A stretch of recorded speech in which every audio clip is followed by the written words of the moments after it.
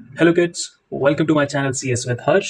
मेरा नाम है हर्ष प्रसाद और आप मुझे हर्ष भैया बुला सकते हैं। In this series of NCERT back exercise solutions, आज है हमारा लेक्चर नंबर 11 और हम देख रहे थे चैप्टर नंबर 1 कंप्यूटर सिस्टम के बैक क्वेश्चंस। तो आज है हमारा question number 9। So question number 9 says that differentiate between proprietary software and freeware software, name two softwares of each type.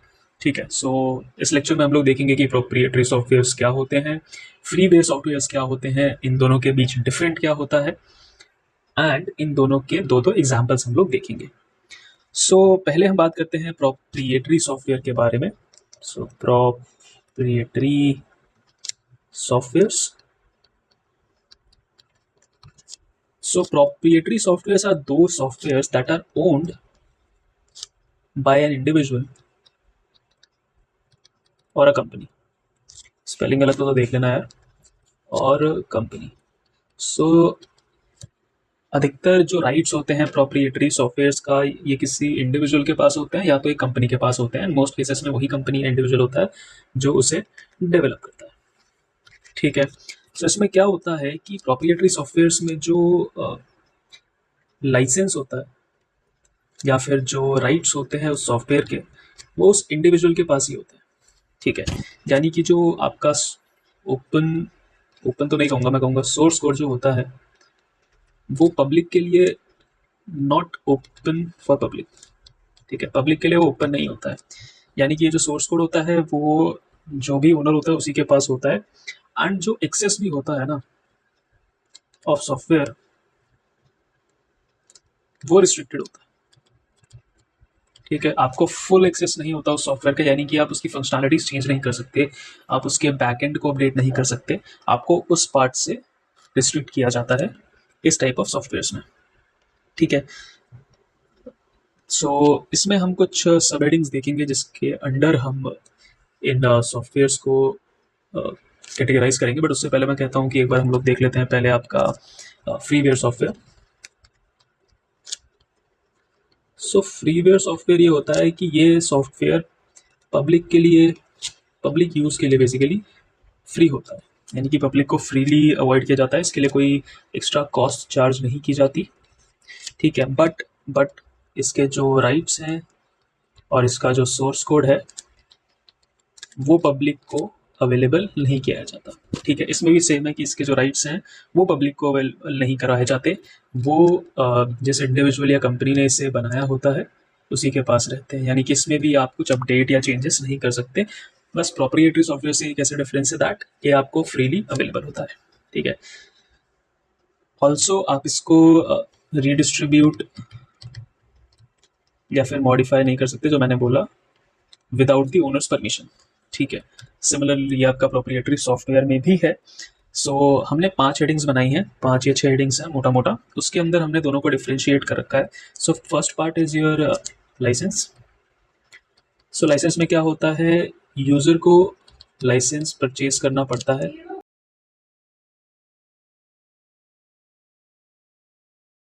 सो जो हमने हेडिंग्स ली थी 5, उसमें से आपकी पहली हेडिंग है दैट इज योर लाइसेंस। ठीक है, सो लाइसेंस में क्या है कि प्रोप्रिएटरी सॉफ्टवेयर में, मैं शॉर्ट में प्रॉप लिख रहा हूँ, ठीक है, प्रोप्रिएटरी सॉफ्टवेयर में यूजर को लाइसेंस खरीदना पड़ता है सॉफ्टवेयर का टू यूज दी सॉफ्टवेयर। ठीक है, वेराज जो आपका लाइसेंस आपका फ्रीवेयर सॉफ्टवेयर में होता है, मैं फ्री लिख देता हूँ। फ्रीवेयर सॉफ्टवेयर क्या क्या होता है कि यूजर को लाइसेंस की जरूरत नहीं पड़ती। यानी कि आप ये समझ लो कि जो ट्रायल सॉफ्टवेयर्स होते हैं जिसमें फ्री ट्रायल अवेलेबल होता है, और अगर आप उसे नहीं भी खरीदते तब भी वो आप लिमिटेड फंक्शनैलिटीज़ के साथ यूज़ कर सकते हो, वो सारे सॉफ्टवेयर्स आपके फ्रीवेयर में आते हैं। तो होता है कि आप जनरली लाइसेंस नहीं खरीदते हैं बट फिर भी आप उस सॉफ्टवेयर को यूज़ कर पाते हैं। बट इसमें स्ट्रिक्टली होता है कि आपको लाइसेंस खरीदना ही पड़ेगा तभी आप सॉफ्टवेयर यूज़ कर पाओगे। ठीक है, so that is a major difference, that इसमें यूज़र लाइसेंस अगर नहीं भी खरीदता तो भी वो कुछ लिमिटेड रिस्ट्रिक्शंस के साथ सॉफ्टवेयर को यूज़ कर सकता है। ठीक है, then the second heading is your source code. Okay, तो सोर्स कोड, आज जो हमने पहले बात की प्रोप्रिएटरी सॉफ्टवेयर में कि सोर्स कोड प्रोवाइड नहीं किया जाता, एंड इन फ्रीवेयर ऑल्सो जो सोर्स कोड है वो प्रोवाइड नहीं किया जाता। ठीक है, ये तो हमने दोनों में सेम वो है। Next come your third pointer, that is modification and redistribution.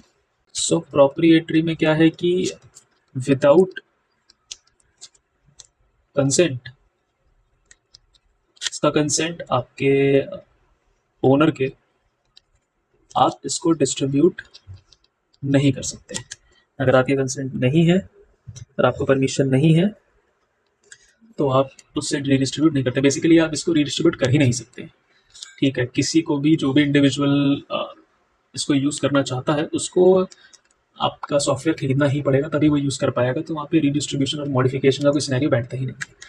In freeware में जो है आपका, ये कह सकते हो कि इसमें आपको कंसेंट लेना पड़ता है। दैट इसमें चांसेस हैं कि अगर उसने कंसेंट दे दिया तो आप रीडिस्ट्रीब्यूट कर सकते हो, बट इसमें मैं कहूँगा कि विदाउट कंसेंट मत करो। इसमें ये ऐड कर लो कि ओनर, इसमें आप डिस्ट्रीब्यूशन और मॉडिफिकेशन स्ट्रिक्टली प्रोहिबिटेड होता है। इसमें क्या है, कंसेंट लेना पड़ता है आपको। If consent is provided then you can, if consent is not provided then you can not redistribute it. ठीक है, next come is your support and update, that is your fourth pointer, support and updates. So proprietary softwares में क्या है कि generally vendors provide करते हैं आपको, ये हम प्रोप्रिएटरी की बात कर रहे हैं। बट इन फ्रीवेयर, फ्रीवेयर में हम लोगों को जो है वो लिमिटेड फंक्शनैलिटीज़ के साथ प्रोवाइड किया जाता है।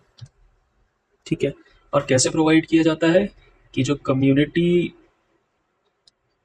फोरम्स हो गए, देखा होगा तुम लोगों ने, कुछ कम्युनिटी फोरम्स होते हैं, वहाँ पे अपडेट्स पुट कर दिया जाता है। या फिर जो इनका ऑफिशियल वेबसाइट होती है, या इनकी ऑफिशियल वेबसाइट होती है, वहाँ से आप लोग इसको अपडेट कर सकते हो। ठीक है, so these are the basic differences between, these are the four differences between the proprietary and freeware software. So अगर प्रोप्रिएटरी सॉफ्टवेयर्स के हम लोग एग्जांपल्स देखें तो सबसे बड़ा एग्जांपल्स तो जो आप विंडोज़ यूज़ कर रहे हो वही है। ठीक है, अगेन पायरेटेड वर्जन्स बहुत सारे अवेलेबल हैं। हो सकता है तुम में से कईयों के सिस्टम में पायरेटेड वर्जन हो। वो आप प्रॉपर्टीज़ में जाके अगर चेक करोगे विंडोज़ के तो आपको पता चल जाता है that licence is not bought, या फिर लाइसेंस रिन्यू कराओ, या फिर लाइसेंस एक्सपायर हो चुका है।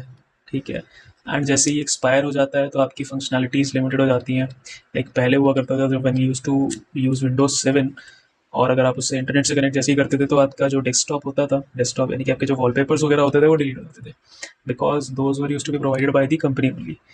सो उन्हें पता चल जाता था कि आप पायरेटेड वर्जन यूज़ कर रहे हो। सो क्या होता था, फंक्शनैलिटीज़ तो आपकी कुछ कुछ आप लोग मोस्टली यूज़ कर पाते थे, बट जो अपडेट्स होते थे और जो बाकी फीचर्स होते थे उन्हें वो रिस्ट्रिक्ट कर देते थे। ठीक है, सो एक तो विंडोज़ आपका सबसे इंपॉर्टेंट है, एक आपका एडोब फोटोशॉप, आप में से काफ़ियों ने सुना होगा, एक बहुत प्रीमियम सॉफ्टवेयर है एडोब का, जो फोटो एडिटिंग टूल है, जो फोटो आप कह सकते हो,